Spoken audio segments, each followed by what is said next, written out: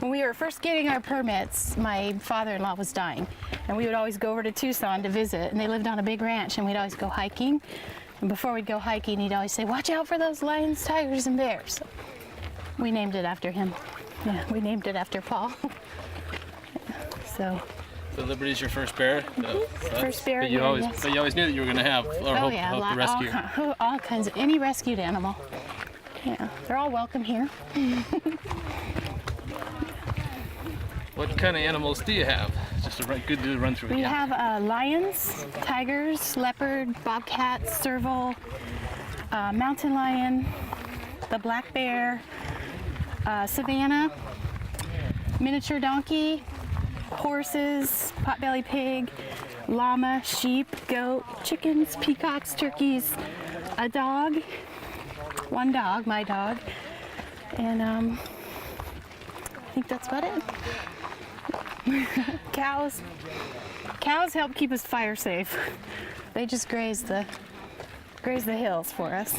You milk? They milk them? Nope, they're meat cows, but okay. They just tell the story on this. Oh, this is Mr. Gillette's.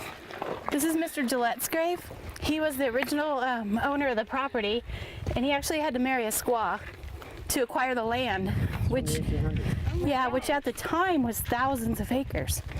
So what they wanted was the spring where that windmill is right there, the water, because there's just a huge abundance of water here. And then the Indians wanted like the water and the cactus.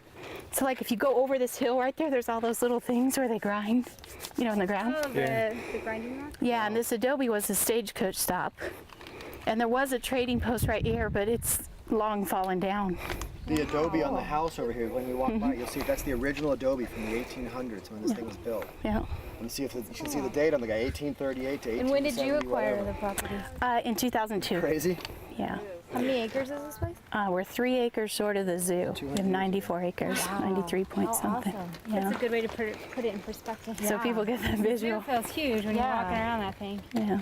Well, we're just kind of on the tip of our property here. Like it goes up over this hill, and there's one more meadow.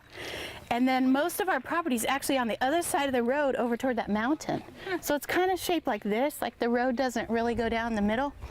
Right. Yeah, we've got so much room to grow. So, Wow. so You take a lot of animals. Build enclosures everywhere. Yep. Outdo the zoo. Oh my God, totally. Well, for sure, because all of ours would be rescues. Yeah. We wouldn't acquire animals just to acquire them. If you had more enclosures, I'm sure there must be an abundance of animals for you to take in. I know, we gotta say no all the time. It's really hard. So we try to be really selective. Like people go, well, why did you say no to this animal, that animal? Then all of a sudden you take the bear. Well, the bear had 72 hours where it was gonna be killed. Right. So that was the main part of that decision. And sometimes like your gut or God or Something tells you. something tells you, okay, we're gonna step up. Yeah. Yeah.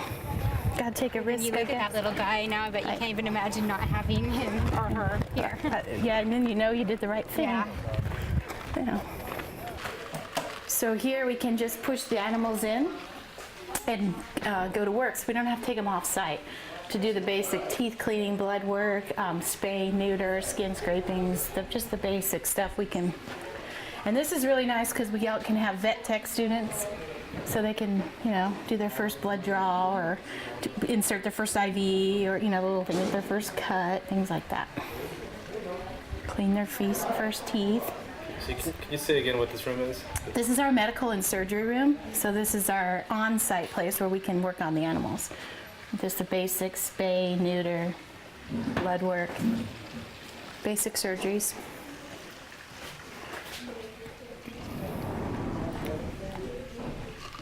And I'll link your site to it. Don't they do like where people give a nickel a mile or something like that? Maybe we do something like that through our mailing or something. A miniature donkey. This is where all the rescued livestock is, up on this hill, and they have access to go over the hill into the barn, and the kids can go over in this area.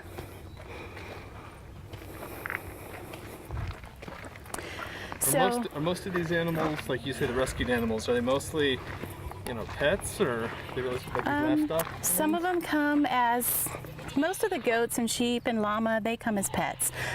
Some of the tigers, backyard pets. Some are left over from the movies. Zoo surplus animals, like the bear. You know, they eat food from the campers. Our mountain lion was wild caught. He was jumping over the fence and taking people's dogs, and so he moved over to the elementary school. They were forced to catch him up. Each animal has their own rescue story. Yeah.